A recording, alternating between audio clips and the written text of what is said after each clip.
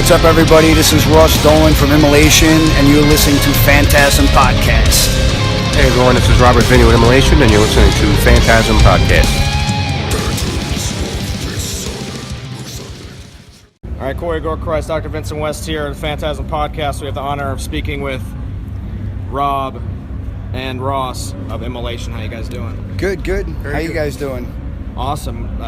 Got to catch you guys a little bit. Sorry about that. And, Cool. You traveled away, so right. that's okay. Get a pass for that. Saw the last half. Want to say, as we started on What They Bring, and Providence. I fucking love that EP. Cool. Hard to find. I guess if you see Immolation, you can grab it. But Yeah, because it was a limited thing that Cyan AV did. So we had them when we toured for that. They gave us a few thousand to hand out. We gave them all out. It was a free release. So now we have them. We just press them up on our own, so the fans could have them who didn't get it. That's on that good run. shit. It is. It's really good. Cool. And if you want, if you don't mind, you do a brief history of Immolation for the viewers, for the listeners out there. We started in '88, and we got on this tour, and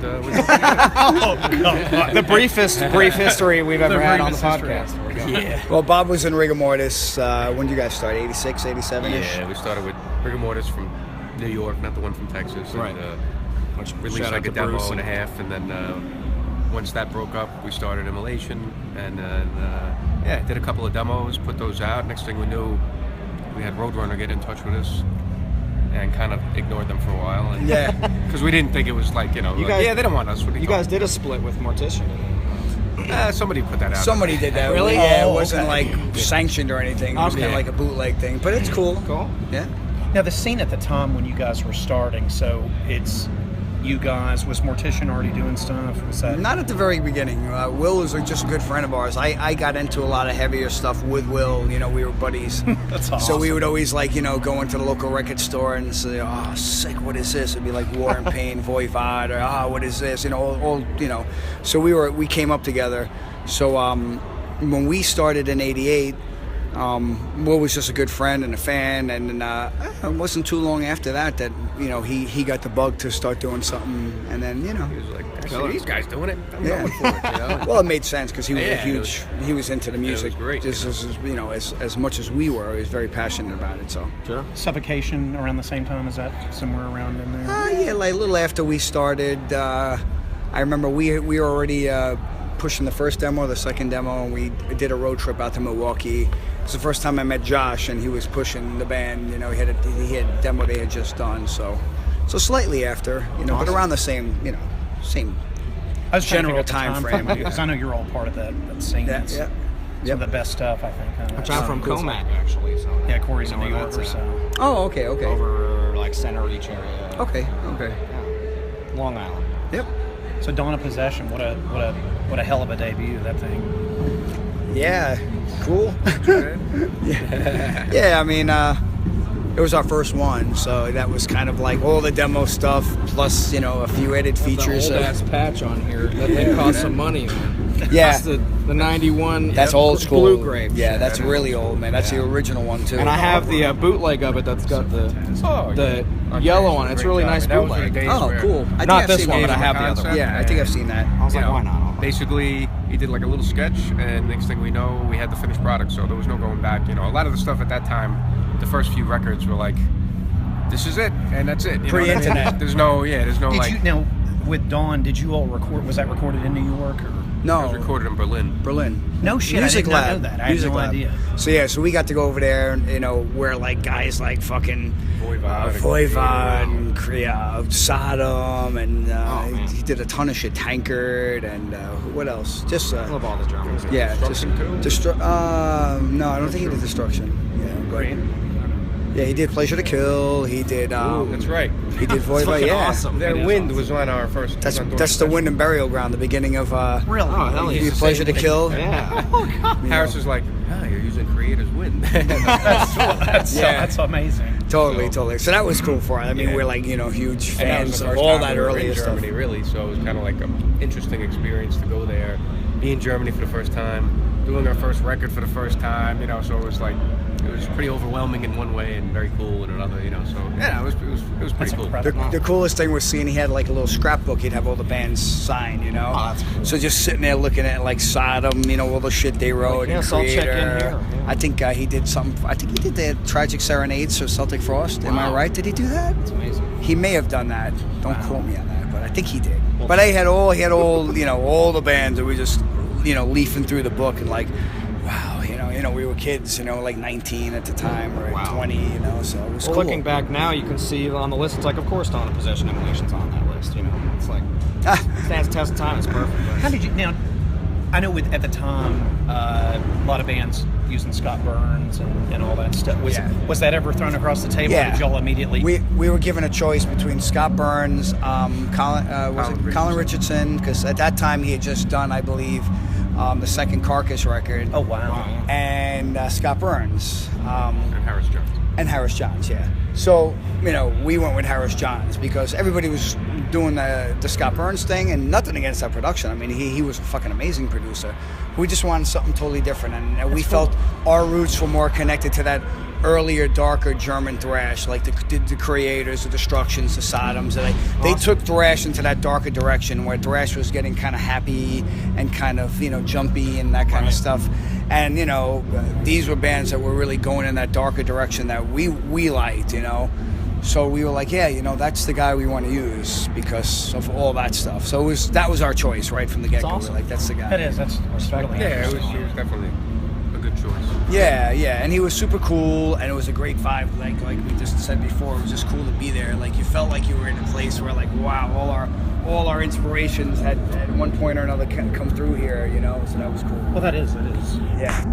The touring for Dawn of Possession. Did y'all do a lot of touring for that, or did We you? did the one tour right when the album came out. I think we ended up getting on the Massacre and Morgoth tour in wow. Europe, and that was like the biggest tour of the year in that kind of music. So huge. and we just happened to get on there because I think Devastation couldn't make it. Yeah, and then Devastation from Texas. We ended up getting on there, and you know, it did really good for us. So it was Wow, great. that's We were like an add-on, so they were like, hey, you want to do this tour with Massacre and Morgoth? And we were like, yeah, fuck yeah, our first tour in Europe.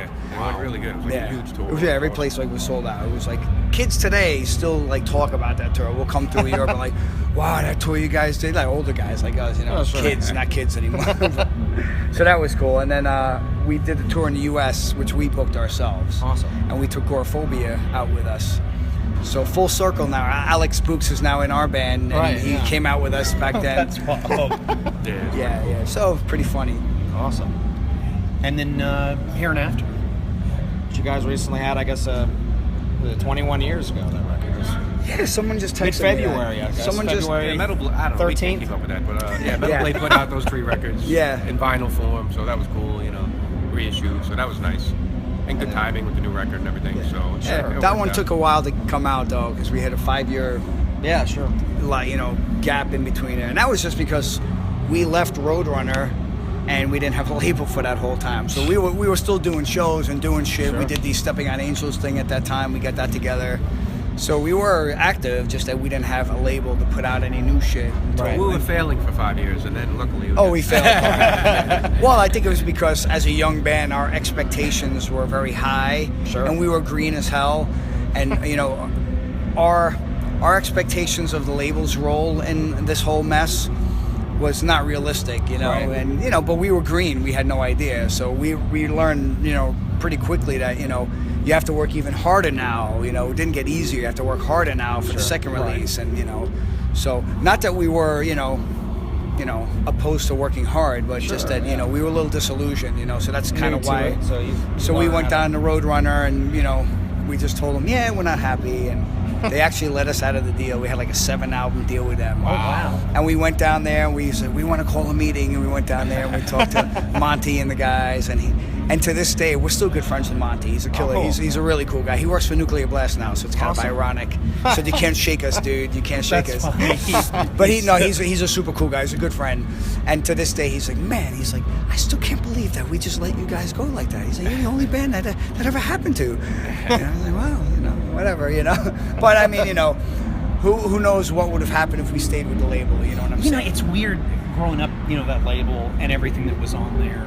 You guys, DSI, Obituary, I don't know. Typo There was, Negative. there was a bunch of Yeah. cool stuff that I listened to that I Sure. still loved on that. But then they just kind of went to shit. I think y'all kind of did this. I mean, maybe I guess from a money perspective, it was a great thing, I guess. But Yeah. it seemed like a lot of those bands kind of got moved out for the Slipknots and the Nickelbacks. And Yeah, stuff. they definitely. To me, yeah, I mean, it seemed like that. They in a definitely way. shifted, Yeah. but that's how labels are. It you is. know? It's with the sign of the times, whatever. So maybe I'll. And death metal, as you know, has had its ups and downs throughout the years. There were some real grim moments where there was like nothing going on, and it was kind of rough touring during those years. I think '99ish was kind of a rough time.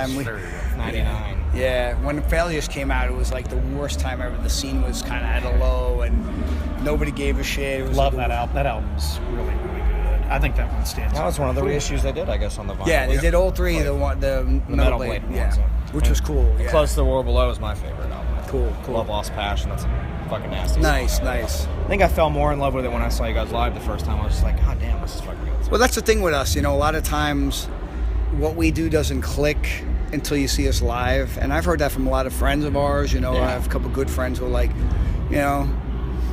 they'll like the record, but like, wow, now it makes sense. You know what I'm saying? And, I guess our productions are always very different from album to album. So, some of them are very lo-fi, some of them, but it is what it is. It's dirty, it's raw, and, that's kind of, but we always got a lot of shit for that, so. Right. We've improved upon that. Yeah.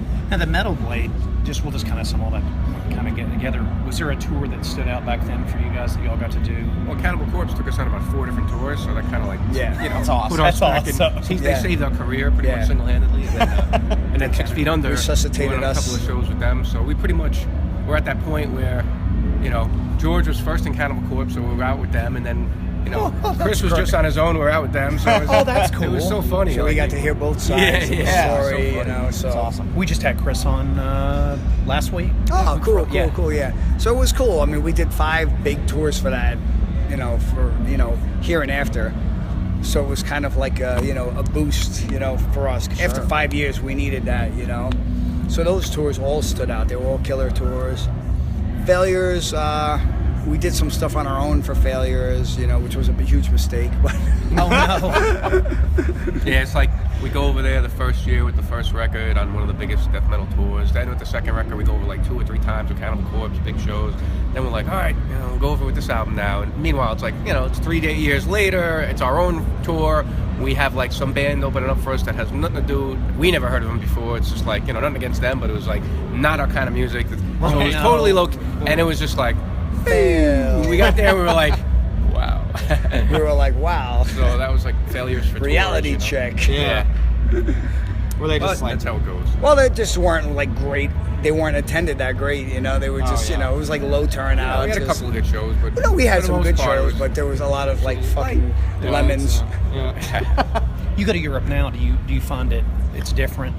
Yeah, I mean, now, we have a lot more years under our belt. So we go now, it's cool. We can headline or we can support. It's always pretty killer, so. The festival stuff too, I guess. Oh, Yeah, that's the always festivals great. are fucking awesome, man. The festival, think about it. You're playing to more kids in one show than you would like almost a whole tour, Yeah, So it's it pretty is- wild. Yeah. And it's fun, all especially when we get super to amped up. enjoy them. Like this last run, we were at the Brutal Assault Fest, which we played at least 3 times, I think. Oh, wow. But this was the first time we had enough time to actually go around and check the fest out for like a day and a half, because we were there for a couple of days, So Well, that's cool. it's nice. Yeah, the fests are awesome, man. They're very cool. So we enjoy that. You get to be fans too if you have downtime. Yeah, See some absolutely. bands you guys like. And then we see a million bands that we know we haven't seen in a while. Everybody, bet that's it's like, fun. Oh yeah, you it's always like, run into people like, like oh, Gover, oh, Gruesome, oh, Grave, oh, Dying Fetus, oh, these guys, This is cool. It's very That's cool. fun. That's funny. Now, what were was there any bands that you saw that you were like, fuck, we got to go see this band? If you haven't seen, you saw overseas, or Yeah, I can't think of any offhand. I've been to so many fucking festivals, but it was cool to see My Dying Bride here when they played in Maryland. That was cool. I love My Yeah, Dying Bride. that was So, cool. and they don't do much. I hadn't seen them since like that Like Gods of the Sun tour when they did some stuff with Dio. I saw that in Kentucky, that same tour. And they had Martin on violin. That was and killer. I don't know that it had ever been back down to a tour anyway. That's probably, I think that's the only time that was like the last time. Yeah, they're like States. I don't know. Aaron was at the same. He was hammered when I saw them. He was real drunk. Yeah, they were great though. Yeah, they were twice. fantastic. They did 2 headlining shows that run. I think Ronnie was touring Angry Machines. I think. What's that? Angry Machines is what Ronnie was touring. I think. Oh, I couldn't tell you. I don't even remember. You're probably that was the right, first though. Dio show where I actually paid my own way. My uncle took me a bunch as a kid because I loved Ronnie. That was my first metal show, Dio. Last in Line tour. Yeah. Oh, fucking A, man. That's amazing. Dio and Dokken. Oh, that. Oh, yeah, that's melted me. That was killer. That was awesome. awesome. That was my first metal show. Wow. Yeah. But yeah, so the Metal Blade thing, when you guys left Roadrunner, when you go to Metal Blade, was there other offer? Was Metal Blade the... We actually had interest from Nuclear Blast, at the time. Even back then, that's... Yeah. And then we got the offer from Metal Blade, so we were kind of waffling, and then, we just went with Metal Blade because, we knew the Cannibal Corpse guys, and we were like, oh, that would be great, so it was like that kind of thing. So we're like, okay, well, let's go with them. I mean, nothing against Nuclear Blast at the time, but, So we did the 3 records with them, and then we left them and we signed with Listenable for the next couple of records in France, and we licensed those 3 records here to Century Media. Right. So that was, I guess, Unholy Cult, Harnessing and Shadows. Shadows and Light. Yeah. And then the Olympics, is that the same thing? Because I know it was Olympic. You're right. Yeah. It was Marty from Olympic. Under Century Media. Yeah. Yeah, because I remember I had like that. And then what happened was they absorbed all the Olympic stuff. Yeah. Okay. And then we were one of the bands that Century Media actually kept. And we knew Marco Barbieri, was a good friend of ours from back in the day. Awesome. And he's always kind of like crisscrossed with with us throughout the years, and always kind of like jumped in and helped us out, during those times we crossed paths. So he's always been a good friend and like one of those people that has always helped us out throughout the last 30 years. Awesome. That's good. So he arranged it so that we would be with Century Media for the duration of the term with Listenable, so that the contracts would end at the same time. So if we wanted to move into something different, we could. Smart, yeah. So that's how that went down, and then we went with Nuclear Blast after that. Once our deal was done with Listenable and Century Media, we really needed a stronger presence here in the States, because although Century Media is big here, since we were licensed, I think they were reluctant to put a lot into us, and Marco had left the label at that point, he was done with them, and it was kind of a weird place for us, because we were just not getting, we felt the push we needed here in the States. Sure. So when the Nuclear Blast offer came around, we jumped on that. We tried to make it work with Listenable, but I think all roads pointed to Nuclear Blast just because, they were the label. They had the presence, they had, everything behind them that we needed. So, and it was the best move I think we've ever made career-wise. I mean, we made a lot of fucking fail moves, but this was probably the smartest move we've made, and we're happy. So. And then in comes Majesty and Decay, which is Yep. what a fucking return to format. Damn. Cool. Ball crusher. That record is very overlooked. I think that thing is nasty. Like it's my go-to record for you. Cool. It's Tom Possession, or I'm gonna grab Majesty and Decay. I don't know why. Majesty and Decay is just fucking. You sound so fucking mad on that record, and I love it. Like it's like a release. It's like okay. The music's killer. The production's. It's just a great album work. I love the guy. Dude, very cool. It's fucking nasty. Well, a lot of changes we did on that one. We got Zach Oren into the fold, so we still use Paul Orfino, but the label's like, why don't you guys try something different production-wise? You can still use Paul, but maybe we'll go with someone different just for the mix and mastering. So we used Zach, and that was fucking perfect. Oh yeah, Zach killed it, and that's when we also switched and started using Par for the artwork. So that transition to Nuclear Blast, kind of facilitated all that as well. So we, got a kind of fresh start, again. So you guys came in with balls out for sure. Oh, cool, man. I mean, Thanks. that's the only record I can think of. Seriously, pay you all a huge compliment. I think Thanks. 2010. There's nothing memorable, but that album is. Oh, cool. That's the 2000. I mean, that thing. Nice. I think that record is just really nasty. Cool. We were happy with it just because I love it. I mean, everything on it, the mix, the final. I hope you're all happy. I'm just blown away with it still. It was the first time we had it. It seemed like the sound was the most solid on that record, and it was like our first move from what we were doing before. So it definitely made a big difference, And then I think from that point on, we've just tried to kind of improve upon that, It's like it captured your live sound. I don't know I can't really put my finger on what it did, but it was just like when I heard it, I was like, Jesus Christ. And I listened to it again, I was like, Jesus Christ. It did. It had a lot of atmosphere, yeah. And it had, it showed a lot of different sides of the band, It showed, kind of like the new record. It had like a lot of different aspects of the band, Sure, So yeah. that's what I like about it. Right. And then we'll talk about Atonement, which comes out February 24th on Nuclear Blast Records. And if you're see Immolation on the U.S. tour right now, you can pick it up currently. So That's right. Which is That's awesome. right. I think it's cool you guys have cassette tapes. No. We just before it comes out. I think it's cool you guys have cassettes for Kingdom too. That is cool, man. That is. I saw those. I was like, wow, that's pretty sick. I got a new car. It's an old piece of fine. shit, but Yeah, it's it just nice has a to at least cassette have player. something. And I'm like, why don't I just buy a Perfect. cassette for it? That's I don't need to awesome. upgrade. I listen to CDs and stuff. Already. They're a little on my tricky in the iPod, summertime. Don't leave it in your car in the summer. No, or don't fast forward it. You rewind it. You don't rewind it. It fucks with it. Immolation does sludge. But yeah, we'll get to Atonement. Kingdom of Conspiracy. Yeah. What? Kingdom of Conspiracy? We're going backwards now? Yeah, sorry, we jumped. We skipped ahead. I had teased them with Atonement, but we got to talk about Kingdom. Yeah, I mean, that was, I think, definitely it was a very powerful record, very straightforward, it had a lot of good, there was a lot of atmosphere on it, but I think the new album, the atmosphere comes out in the production a little bit more. That record was definitely just, balls out, straightforward, brutality, Lyrical aspects of Face pounder for sure. Yeah. So First concept album, right? It was the first concept one. Really? Yeah, that was the only one that really, and it's not like we set out to have a concept record. When we were going in the studio, just all the ideas that we had were all connected. They were all kind of related to that.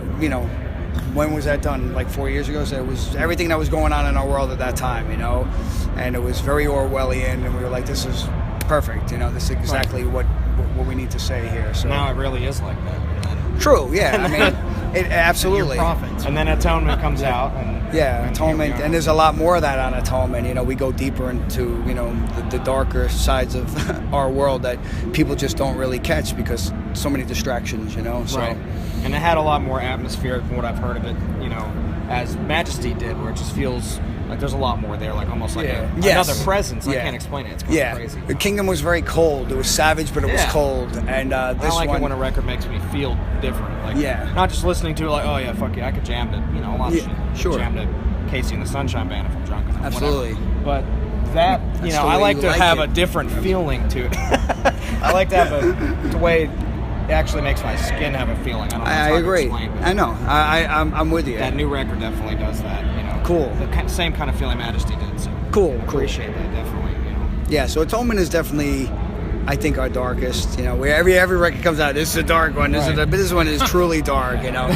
Lyrically, musically, the stuff we're talking about is just, really, I think, hits home in a lot of ways. I think the kids are going to dig it. When Kingdom came out, we were like, well, hopefully people dig it. We're kind of, stepping in a new direction. We were building up to that. The EP had some of that. Majesty had some of that. Sure. Even Shadows. Actually, since Unholy Cult, actually, is when we kind of shifted lyrically. After 9/11. So. It's understandable. But Atonement, I think we hone in on that more. Right. So. What was ask you guys as an older fan, to go back to the logo, the original logo for Atonement? It just worked. I mean, every record before that just didn't seem like it would work. That logo's a little weird because a lot of times the artwork doesn't lend itself to it, and you have to make it too small, or it'd be too big. It just didn't work. And the first couple of records, Gerardo and the guys at Nuclear Blast were like, "Come on, we'll just mock it up with the old logo." They're like, "Come on, They were wanting to do it on Majesty and stuff. all of them. So we're like, yeah, go right ahead. So they did, and then just like, yeah, you're right. Yeah, it doesn't Yeah, work. we were like, see. He still has. He was like, I still think it looks cool. He's like, yeah, dude. He's like, I told you. Hey, we do this. We come up. So with this record, it just fit right. It just worked. So we said, fine. I mean, it's not like we used the logo constantly. Right. It's just that it wasn't on the front of the album covers because it was too annoying because it would this take even up the too much same space Immolation and interfere with the artwork. So I've had this talk with some friends, and it's so funny how because the old logo's on there, it's like almost like equates to a good record. Like, the old logo's on there, it must be good. Yeah, they're back. There are probably so funny. I know friends of mine we grew up with. They were like, "Holy shit, they're back to that logo." It's like I know, it's so funny. It's like, well, yeah, you should actually ask them about it. Meanwhile, it was just aesthetics, it just looked better on this one, because the pieces lent to that, Right in the center there, you could put it there. It was also prominent. The angel kind of is reminiscent of Dawn, too. Sure. So And that was the older fans in. They're like, all right. And that was unintentional as well, because everybody's like, oh, it's kind of like, you're a nod to the, and it kind of is now in retrospect, but at the time we weren't even thinking along those lines. Just pushing forward. Because we're not, we don't dwell in the past. We're always trying to go forward. Creatively, it fit with what you were doing with Atonement. Yeah. So that one, the inspiration for that cover came from the song Atonement. There was 4 lines, and Bob was like, yeah, why don't we just use it? This is perfect for a visual, and we just kind of articulated it and sent out our ideas to par, and that's what he came up with. And when we saw it, we're like, wow, cool. It's I know the fans will dig it because it does kind of bring back the old, earlier covers. I love it. Carl Olsen's artwork's amazing. It is cool. Too. He's great artist. He killed it on this one. Very cool. Yeah. He does the pathology stuff. He's great. Yes. Now that original logo, did you guys come up with that when you were sitting around? Or were you like, I think our original drummer Neil came up with the logo, which looked a little bit different than that.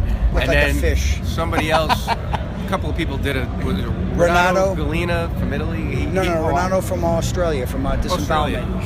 oh, wow. Yeah, he did the second version, and then we had Mark Mastro from Rotrevor did the final version. Awesome. Yeah, so we have all our friends, It's And Luke LeMay did the artwork for the second demo. Really? Yeah. That's awesome. He did that. That is So we got by with a little help from our friends. Well, shout out to Luke LeMay as well. Absolutely. Absolutely. I got one of their old school daddies on there somewhere too. Considered dead. But we'll talk about the other portion of our podcast we usually do is horror movies. So, Is what? horror movies. Oh, okay, cool. Horror fans at all? I used to be I used to get Fangoria like every month. We like the old stuff. Yeah, that's 80s and back for us. I used to go see Dawn of the Dead. They used to have the midnight showings back in the 70s. I'm going back when I was a kid. That's awesome. And you go and see Dawn of the. My cousin and I were hugely into that stuff. Awesome. Tom Savini. I was really into the early horror effects. And Rick Baker and all that stuff. So I was hardcore. I used to get Fangoria like every month, religiously, and just look through all the stuff. I was really into that shit. I haven't, lately it's, That's why the resurgence of the old stuff. The on remakes Blu-ray makes it cool because you get to go back and watch it and like it's new, but it's still the '80s shit. We actually we had the Alamo Draft House up by us, and they have. Last Halloween, they actually played the original Halloween on the big screen. Yeah, that's awesome. With all the tie-ins, though, before that, like just commercials. Oh, man. Oh, wow. From that time. Year. From that time. Yeah, they do that with all the movies. Yeah. When we saw toys from that time. Yeah. Oh, that's with awesome. the movie, we saw Rogue One. It was the same thing. They were showing all the early '70s Star Wars commercials for the toys. Rogue One kicked ass. Rogue One was one of the best ones. It was. Oh, it was fucking great. If you're not a Star Wars fan, if you're a Star Wars fan and you go see that and you're like, this sucks, and you're like, I don't know. No, it was one of the best ones, the darkest It's too one. good. That and Empire. Yeah, of course. That Empire and A New Hope. That's it for me. I agree with him 100%. But I'll say the favorite. Do you remember the first horror movie that really got you into horror movies? That you were like, this is what I like? First one you ever saw, man. Well, the first horror thing that I saw that really fucking scarred me was, you remember that thing? It was called Black Sabbath. Yeah. It was like the 3 short stories with Boris Karloff. Yeah. The first one, The Ring, I think it was called, with the witch. Man, that scared the piss out of me when I was a little kid. Yeah, I mean, that little short, whatever it was, 20-minute piece, like really prevented me from going in any dark room, any basement for years. Yeah, that's interesting. Yeah, that was a scary one for me.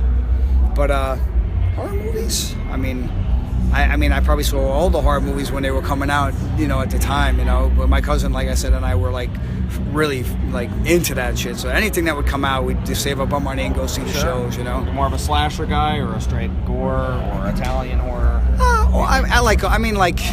We started out like, I remember when Friday the 13th came out, the original one, we saw that in the theaters and we were really young, Halloween, I saw Halloween 2. I remember when that came out. I saw that in the theaters, and that was a creepy one.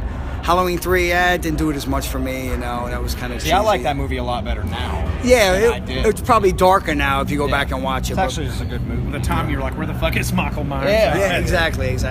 So all that kind of stuff. Yeah, Friday the 13th, Part 2. The third one was in 3D, and that was like a big deal. I remember that. Dawn of the Dead, all that stuff. Exorcist. Oh yeah, that was classic. We got to go to the steps, Oh, really? Yeah, in DC. Yeah, that was cool. Is your picture University there or whatever. What? Did you get your picture? Probably. I probably did. Oh, that's fucking amazing. I think it was us and Cephalic Carnage, maybe. That's awesome. Yeah. And then you got like The Omens, like those were. Oh yeah, those are great. Yes. Awesome. How can I forget those? They had good movies. Those kind of movies were better back in the day because they relied more on like just like suspense and stuff rather than just like. And story. It's Yeah, not, yeah. I the kind of acting and expect everything. the jump scares now. They're like, hey, I'm gonna get Oh you. yeah. Now it's Like, here it comes. They don't quite teeny bop do it horror. like it Even did back Alien. then. Alien was fucking. That was fucking oh, yeah. That shit was sick, dude.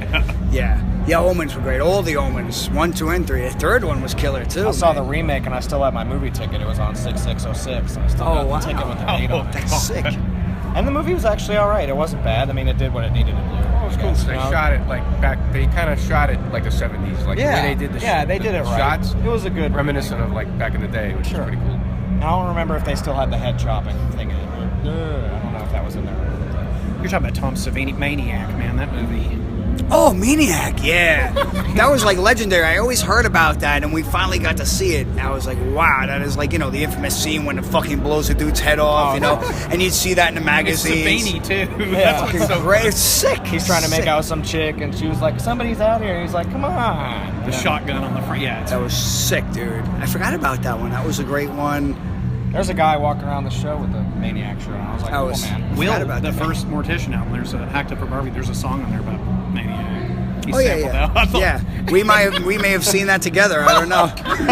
That's amazing. We used to go to the Saturday afternoon flicks. They were cheaper by us, and we'd go see like a lot of them too. I can't even remember. There were so many of them we saw together. But we were all about that. What else? It's amazing. Oh man. I had something on the tip of my tongue. Oh, even Creepshow. Creepshow was Creepshow's classic. great. That was great, man. Yeah, Did- it stands the test of Did you time. like the second one?